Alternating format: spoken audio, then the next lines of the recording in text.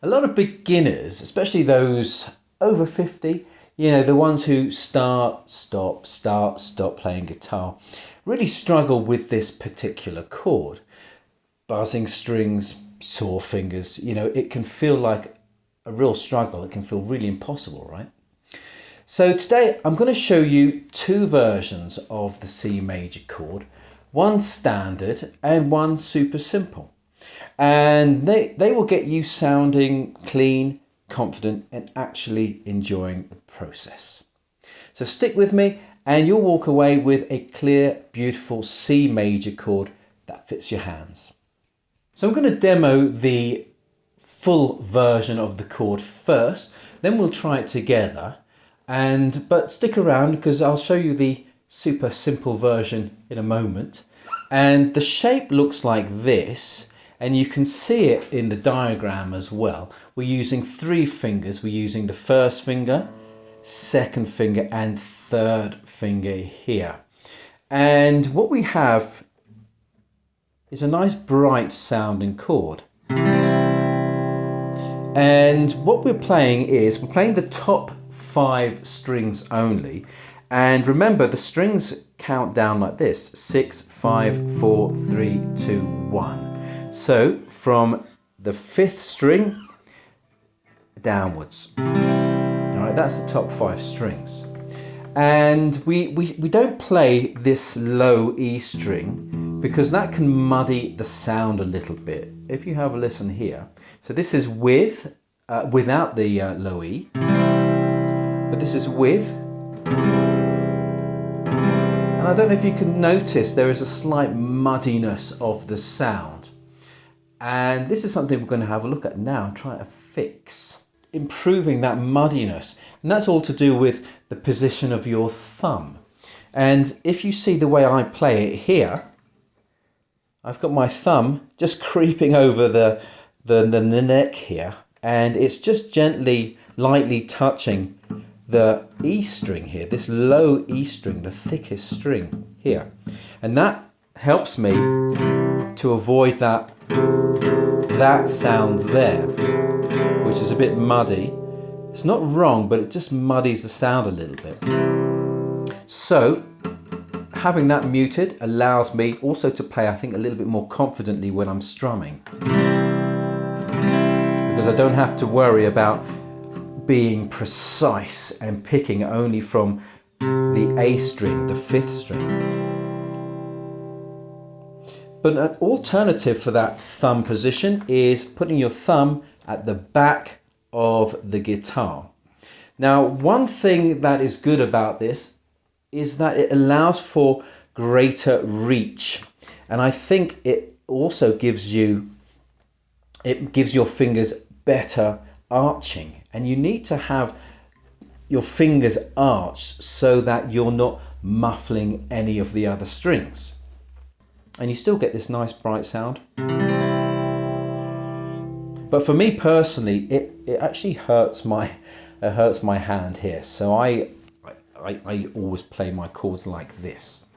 Now, where do you press your fingers? Well, we have these metal bars here. These are the frets. And when you fret a chord, you should put your fingers just so that they are behind the frets. You don't want your fingers on the fret because you get a muffled sound, not too good. You can hear the difference there when it's just behind compared to just on the fret. And so with all of your fingers, you want just behind the fret. And as I said, if you put your thumb behind, I think the reach is better. Whoops, I've got a bit of buzzing there. We'll talk about buzzing in a moment.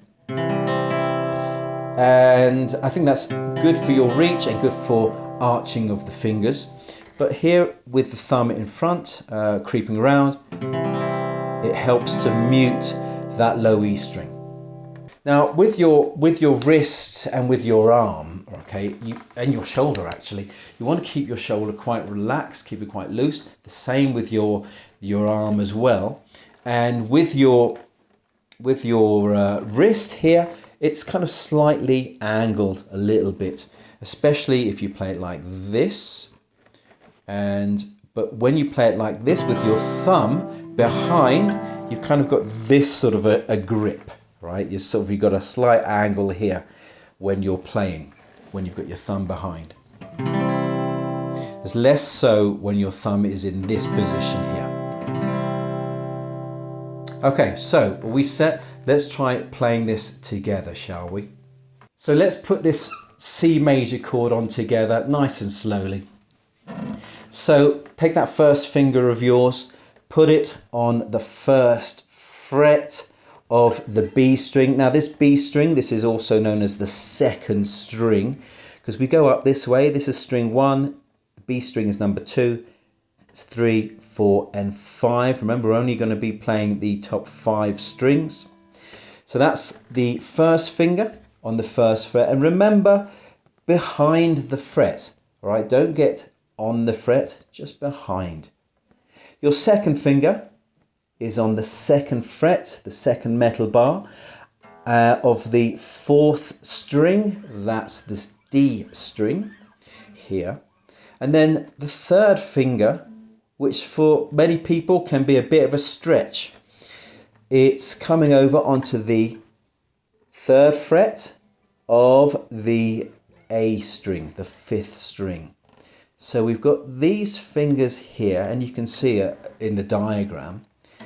And this shape here, this is a good shape to have it in. So when I've got my thumb around here, because as I said, there's kind of 2 positions that you can put the thumb. Mine goes here, and you'll see that the way my fingers are angled, they're kind of pointing that way, away from the fretboard.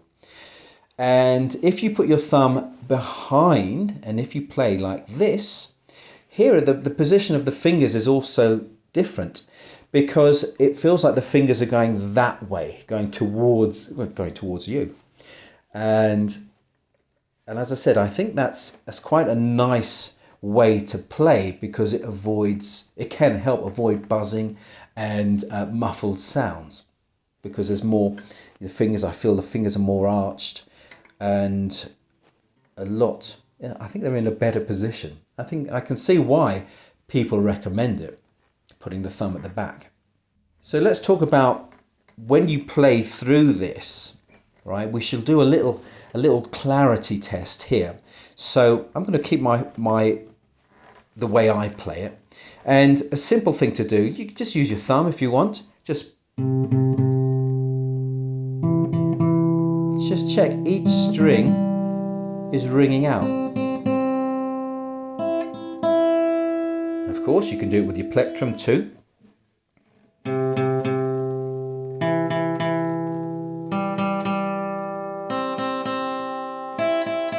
So all my strings are ringing out. We can strum through it like this as well. How's yours sounding? Have you identified any strings that are a bit muffled or a bit buzzy? So let's talk about that now. How can we fix any buzzing sounds? If this beginner tutorial is helping you out, why not hit that like button? So a couple of things we can address here. So, for example, one of the common problems is muting strings, okay? So it's quite common for the first finger to be muting the high E string, this thin string here, because sometimes what happens is that first finger is not arched enough. It's not rounded enough. And, okay, this can be, where your thumb is. So if you're playing it like this and you're getting that, then maybe you want to consider trying it like that, because I think immediately you can see, so when I go from here to here, I think you can immediately see how the finger position changes, and you get that string ringing out. And the same thing can happen with the other 2 fingers. So it's quite common for the 3rd finger to muffle the 4th string. right? Because again, we've got the finger coming flat like that. And the same thing can happen with the second finger muffling the third string as well. So that can be down to not arching and angling the fingers. And so in a way, this particular way of playing with the thumb coming over can be a bit problematic and can make the chord sound muffled because there's more chance of getting this kind of thing.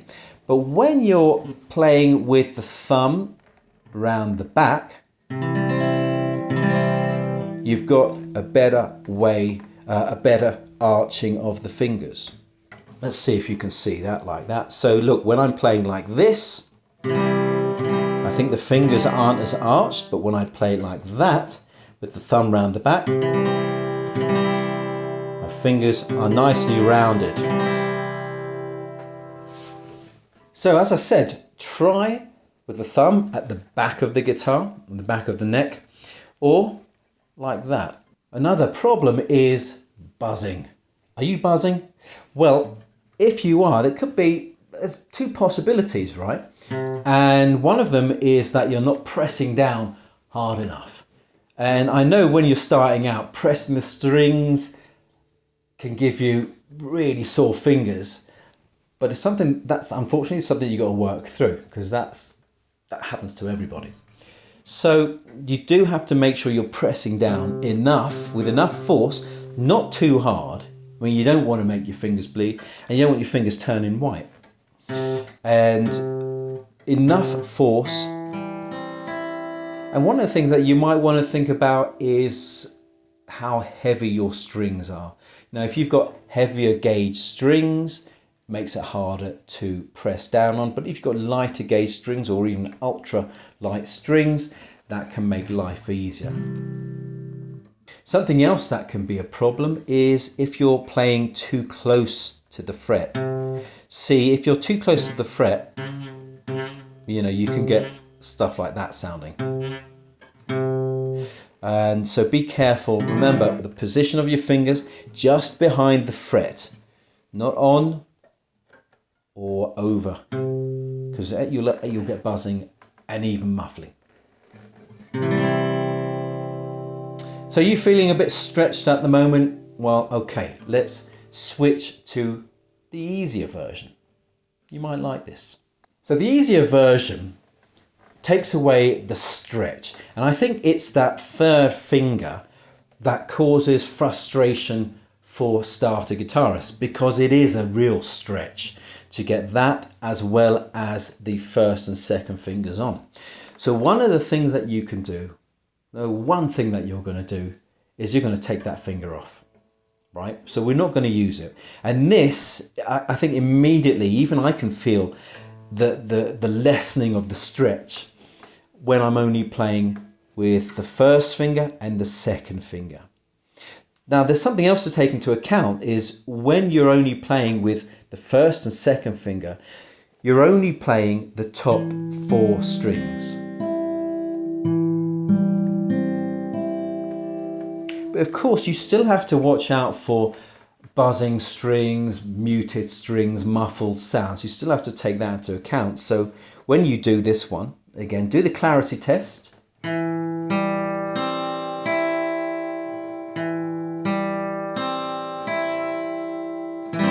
Make sure all strings are ringing out.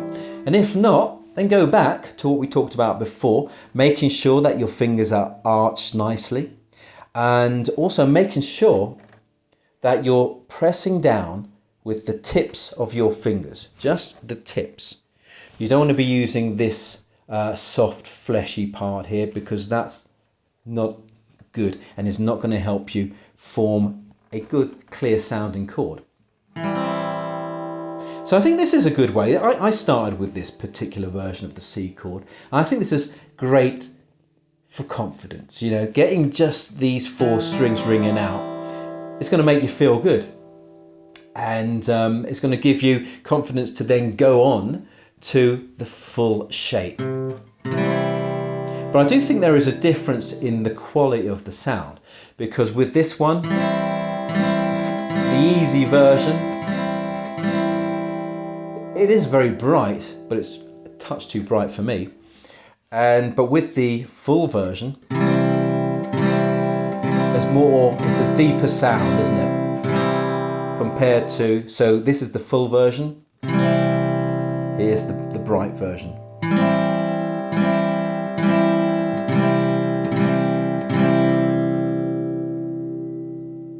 So why not pause the video for a moment and just practice the full version of C and the easier version of C. See which one feels good for you. If you'd like to have lessons with me online, then check the link down below. I now do live lessons online with a learning platform called Till.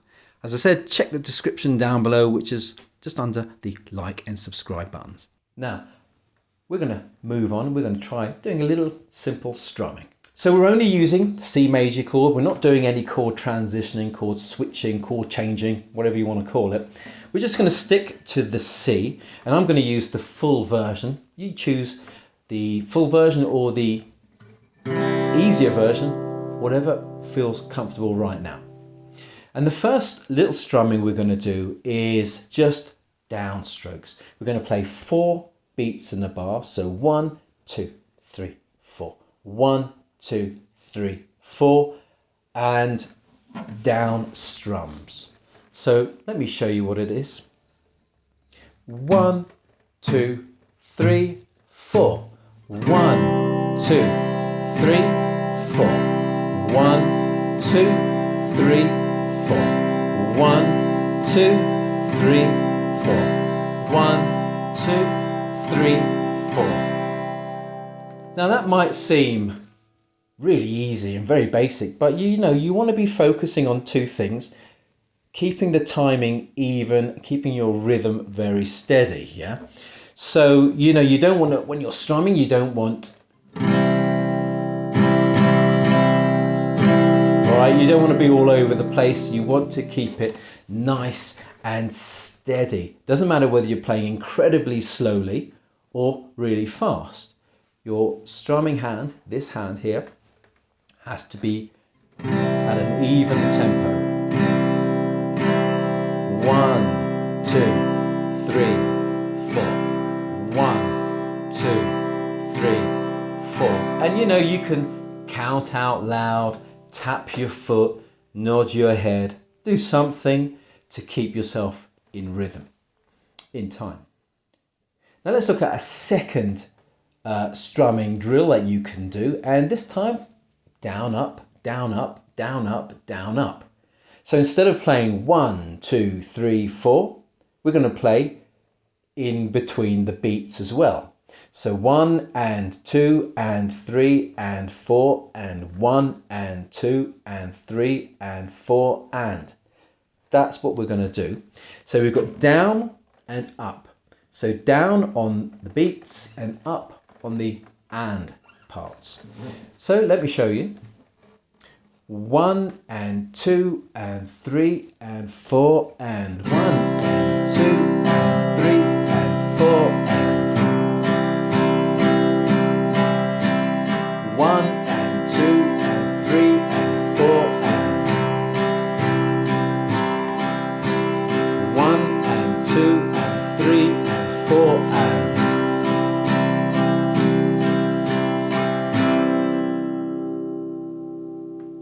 Again, quite a simple strumming pattern, but you know, we're not working really on the strumming. What we're focusing on is the major chord, in this case the C major chord, yeah? We want to keep it clear and clean, all right? That's the real thing here. But it doesn't hurt to practice a little strumming, does it? And the thing is, I heard a quote from, what's his name? Tony Robbins. He says something about motion creates emotion. And I quite like that because it makes me think about when I'm playing. You know, when I'm strumming, you know, I don't want to be like this because this is going to tense you up horribly. So what you want to do is relax the shoulders, relax your arm, maybe swing left, right, you know, nod your head, keep yourself in time, because, you know, I think you should let your body feel that rhythm and boost your confidence. I think it's great. Always give yourself a bit of this. And you don't want to be embarrassed when you're sitting strumming. Sitting like this, it's not great. You know, relax a little bit and let the music take you.